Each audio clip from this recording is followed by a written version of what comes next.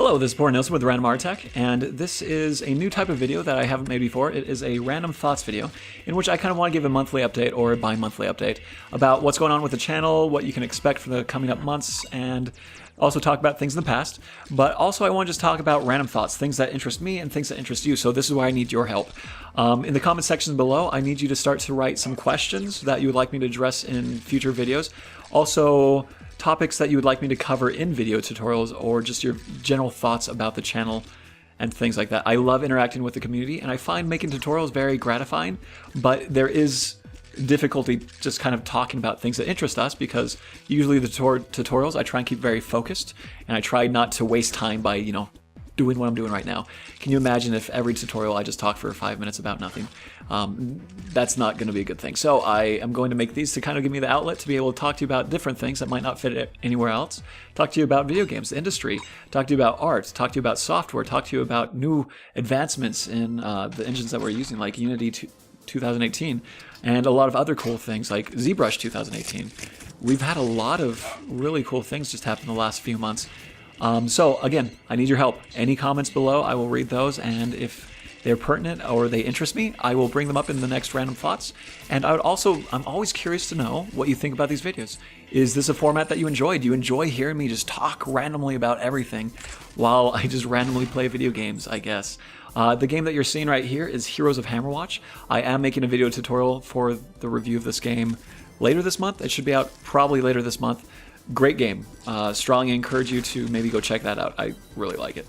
So anyways, what I'm going to talk about first, I'm going to talk about the future of this channel. So it's May. May's super busy for me. I am a school teacher, and it's the last month of school, and so that requires me to be doing a lot of things I typically don't have to do. Finalize grades, prepare kids for AP tests, things of that nature. And so I might just scale back a little bit this month, where I'm not going to have as many videos come out as I typically do, maybe only like 3 as opposed to 4 or 5. And that might be a little optimistic. Some months I have less, some months I have more. But it is a busy month. But gearing up for the summer, I already have a lot of cool plans. I want to do a tutorial series of how to make a game from start to finish, or at least the level of the game. And I want to make a game similar to Star Fox, because why not, right? That's kind of cool. I want to make it PBR, and I want to offer up these assets to my Patreon supporters, Patreon patrons, I guess they're called. And so this is going to be something that's going to take all of my skill set to do, and I think that's going to be really cool to bring the community together that way, where it's, if you like ZBrush, there's going to be something for you. If you like Unity, there's going to be something for you. If you like Blender or Substance Designer or anything like that, there's going to be something for you. And so it's going to just be a fun tutorial series. And so that's what we're doing in May, and that's what we're doing in the summer as well. Talking about the channel in general, it's really, really cool. Some positive experiences. I've had a couple people finish the Overwatch Tracer's Gun tutorial and shot me some tweets with finalized images. And I can't tell you how cool that is to be able to see somebody go all the way through one of my tutorials and get something and show me what they've made.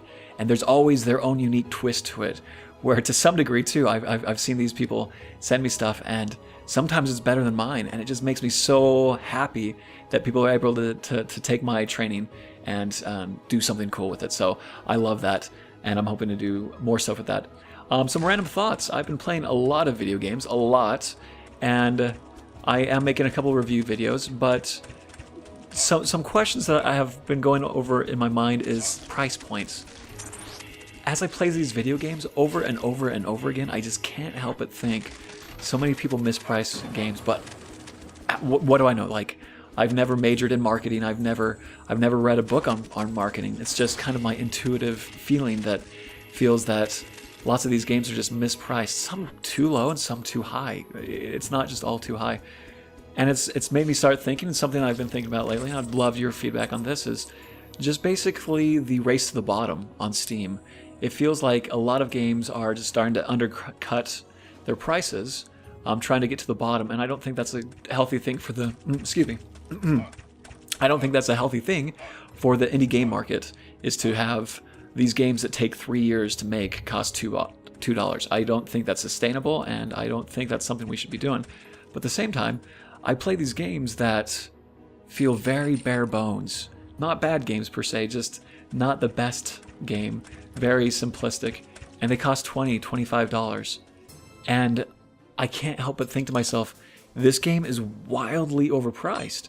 So I'd be curious, what are your thoughts as game designers? What are your thoughts about the price points of games on Steam? Do we just live in this delusional situation where we think our games are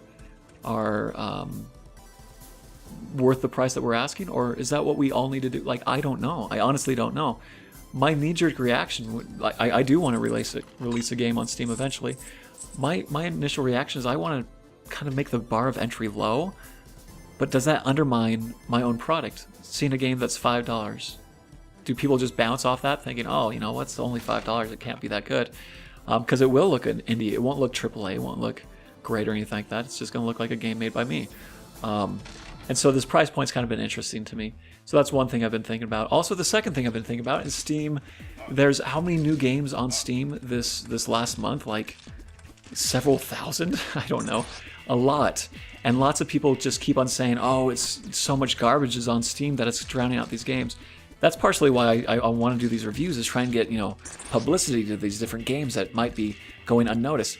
But my question is this a bad thing? Having an open market, like, does all the trash cover up some of these gems, or do all the good things actually rise? I don't know.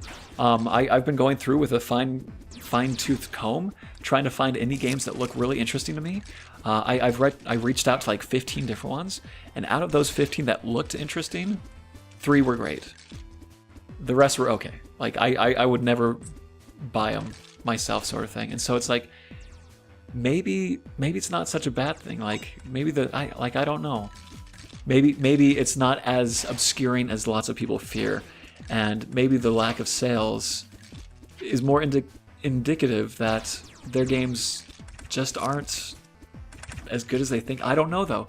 Maybe it is drowning out the market. So I'd be curious. I'd love to talk to some developers, and just talk more about this, because it is something that only I can speculate on, and without more information, it doesn't seem like a full picture. But this fascinates me. This actually kind of brings me up to another point. It's eventually I would love to just sit down with a game developer and just talk to them. I have worked with a couple. I've done work for a couple of professional game developers, and I've gotten their point of view. But it seems the more I talk, every game developer has their own unique situation, story, and insight to give. That's always very fascinating, always very interesting. So if you are a game developer and you want maybe an opportunity to get some like free publicity and have a little short podcast conversation with me, I think that might be fun for a random thought one time. So anyways, yeah, those are a couple of my thoughts. One other thought, I've been playing a couple board games lately. I love board games. It depends. It fits a different niche in my life than video games. Video games can be social, but board games just are different. It's very unique, and I love them. I've actually designed a couple board games myself, but nothing that I'd publish at this point, or try to get published, but just for fun. I like designing. That's kind of my thing. But I've been playing a lot of board games, and it seems like more and more amazing board games are coming out every year. Same with indie games, like video games. It seems like more and more good games. If half the games that are coming out this year came out in 1980, they would be, well, obviously graphics and all that stuff, but just from a game design point of view, they were just amazing. So a couple cool games I've been playing. Spirit Island. I like short, simple games typically, but that game is not short and it's not simple, and I like it. And my wife actually likes it too, which is really, she likes games, but it's fascinating that it's actually one that she asks to play again. Don't get that much from 2.5 hour games. So if you ever played Spirit Island, go check that out. It's really cool if you haven't played it. I mean, another game that I played, Azul. Azul is awesome. I've never played a game with such a unique mechanic. It's so simple, but it's so complex. It's just a fun tile laying game. So I'm curious, what kind of board games have you been playing lately? Is there anything cool? Anything that kind of helps kind of frame your game design, your video game design, by the board games you play as well? I think board game design and video game design go hand in hand in a lot of instances. So that's been very interesting. One last note, and then I'm going to go ahead and close this up. It's already 10-minute long video, give or take. And that is, I've been doing playing some role-playing games with my friends, and I started making miniatures, and printing these miniatures on an SLA machine. And it's so cool. Technology is so cool. And it's a very viable system. It costs less than it does just to print, like, buy a miniature, so I can get my own custom miniature with actually pretty fine detail too. So I might do a video tutorial of how to do that, maybe do some landscape and stuff like that. Does that interest you guys? Those are things that I could put up on Patreon as well if you're interested in some of those files. I have a couple hyenas that I printed off because I'm a DM for my group, and they're going to fight some gnolls and hyenas and stuff like that. And so I wanted these cool hyenas with like these spiked collars, so I printed up a couple of those things, and it worked out really good. They look great. I haven't actually brought them out to a board yet, so someday. So that's about it. Then this is kind of what I think random thoughts are going to be. I need to be a little careful because it is a rougher format. I don't want to say anything stupid or run on boringly because I'm boring, I'm sure.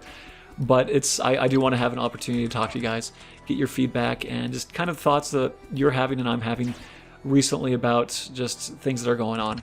So again, it's rough. It's half my thoughts aren't well put together, and it's not meant to be. It's not like, hey, this is the truth and this is what you should do. It's like, nah, this is just things I've been thinking about, and sometimes to grow in understanding, we have to talk about stuff, even if what we're saying isn't quite right. So when I was talking, for example, about the price point or about Steam or things like that, it's things I'm very unsure of. It's things I just kind of want to get to know better, and so I kind of just have to verbalize it and try and work my way through it.